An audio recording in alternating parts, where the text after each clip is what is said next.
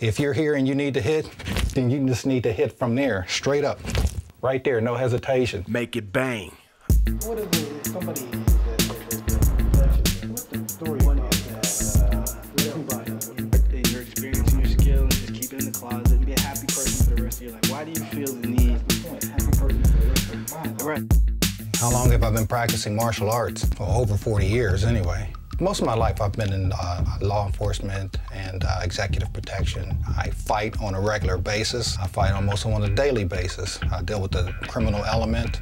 I'm not a uniformed police officer. I function as a detective. I've dealt in law enforcement on the federal level as well as the local level. I train police officers. I've trained the U.S. military and Marines in defensive combative tactics. I think I have one or two things to share. Originally, Tai Chi was invented for the same reason any other martial art was invented, and that was for combat. Basically, you want to get to the point you just want to do what works. You don't want to put up your hands, you don't want to fight, you don't want to slug it out with anyone. The longer a fight goes on, the more chances that something's going to go wrong. When one begins to study Tai Chi, in the beginning they learn the form, and the form is a tool. The form is to teach you to shift your weight, how to relax, how to sink, how to be smooth.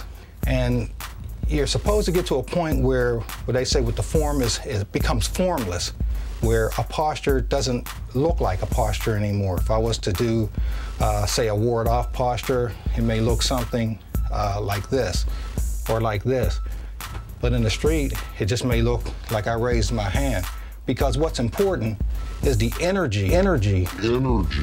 Ward-off energy, not ward-off posture. The postures are only there to teach you how to generate the specific energies that you need. It's not how fast you can move, how hard you can hit, how big you are, or how strong you are. Can you transfer energy?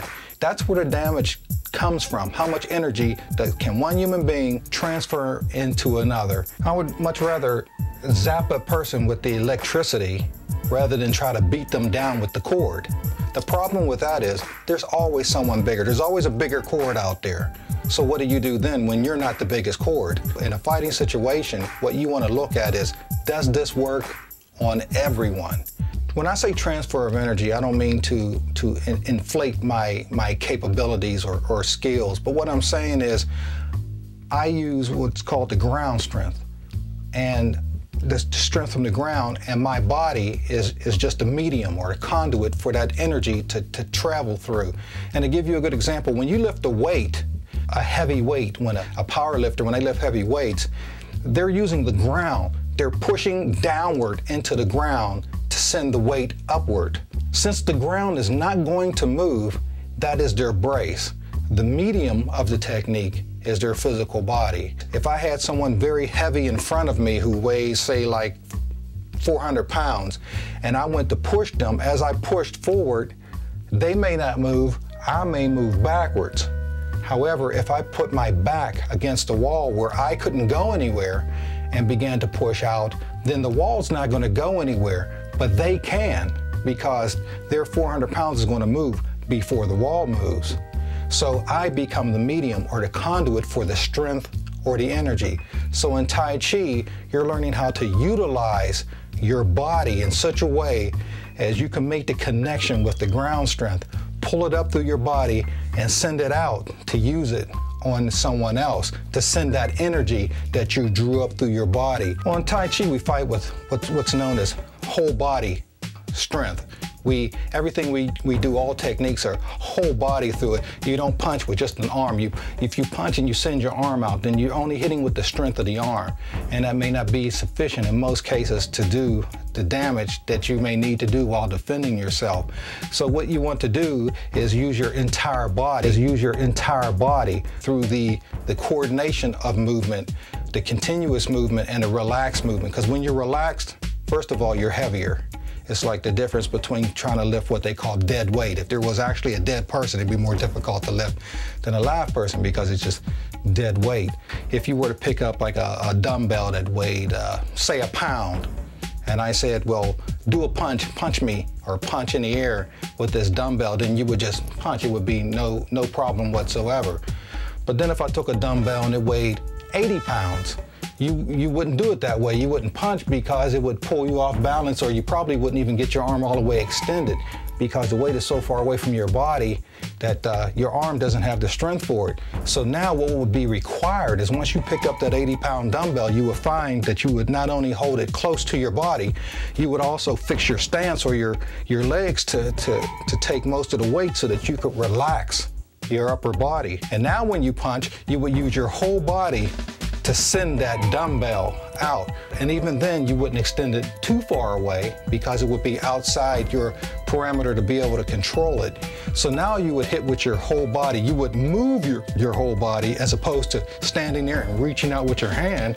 You would literally move your whole body to strike the individual. What I'm speaking of is very scientific. When your car runs out of gas, and I know it's happened to you before, you put your hands on the car and you go to push the car. What's the first thing you do? You push down with your feet to send energy out through your hands. Well, that's using the ground strength. And then you use your whole body. You don't stand away and push. You get your body up against it. You might even use your thigh up against it to help get it going. That's whole body energy. In fighting, there are certain elements and strategies that are needed. Once you have this whole body strength and other things that we talked about, you have to be relaxed as one of the elements.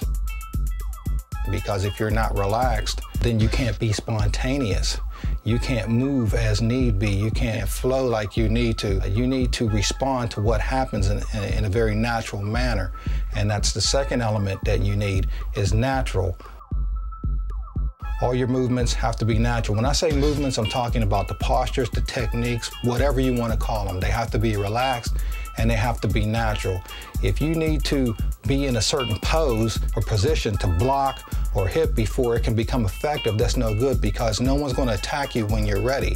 If you're here and you need to hit, then you just need to hit from there, straight up, right there, no hesitation.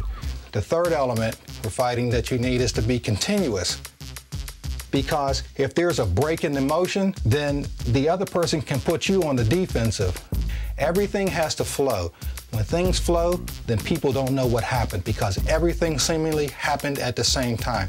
If someone is striking me and I ward off their blow, I'm using that motion that I'm using for a ward off or to intercept their strike. That same motion is used to gear up the power or crank out the energy for my strike. So I ward it off and hit. It's a continual. I'm constantly going. I'm defending and attacking together. If I'm warding off and striking underneath the chin, this way, it's happening together. I'm redirecting their attack and striking. It's just spontaneous, it's flow. There's no opening for them to attack. Relax, natural, and continuous. The fourth is to be coordinated. Make it bang. What do I mean by coordinated? I mean the hands and feet, the upper and lower has to be coordinated. Left and right has to be coordinated. Inner and outer, meaning thought and physical, have to be coordinated. Everything has to work together. If I step with my left foot, my right hand hits. If I step with my right foot, my left hand can hit. Everything that you have from the waist down, you also have from the waist up, something comparable. You have feet, you have hands. Feet and hands work together. You have knees, you have elbows. Knees and elbows have to work together. You have shoulders, you have hips. Shoulders and hips have to work together. They call that 6 harmonies. Everything is balanced, coordinated, and works as a well-oiled, very relaxed and continuous, naturally moving machine. All 4 energies are enveloped within one circular motion. And in Tai Chi, when you're fighting, you're not always using a whole circle. You may use a half a circle, part of a circle, an arc, depending on what's necessary for the situation. Everything you do in Tai Chi, you use the entire body to send a jolt into the person. I mean, everyone knows Tai Chi to be a practice that's for health, and that's true. But when you do it correctly, or when you do it for fighting purposes, then you can gain even more health benefits from Tai Chi, or I should say the full health benefits from Tai Chi. There's a lot of opinions as to what Chi is. Chi, in my opinion, is the sum total of everything I just said. what we've probably lost in terms of martial arts up to this point, I mean, we couldn't even fathom how many masters took certain amounts of knowledge to their graves, and we'll never know about it. You know, even in Tai Chi, you know, certain Tai Chi masters like Yang Lu Chuan, you know, who everyone knows about, anyone that studies anything about Tai Chi.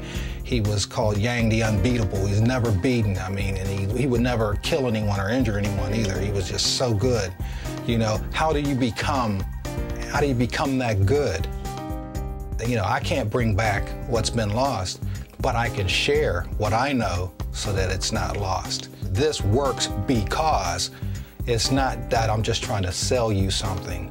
It's the truth that I've been out there, I've risked my life on a daily basis, and this is what I do for a living. And if it's good enough for me, then it's going to be good enough for you because I'm still here.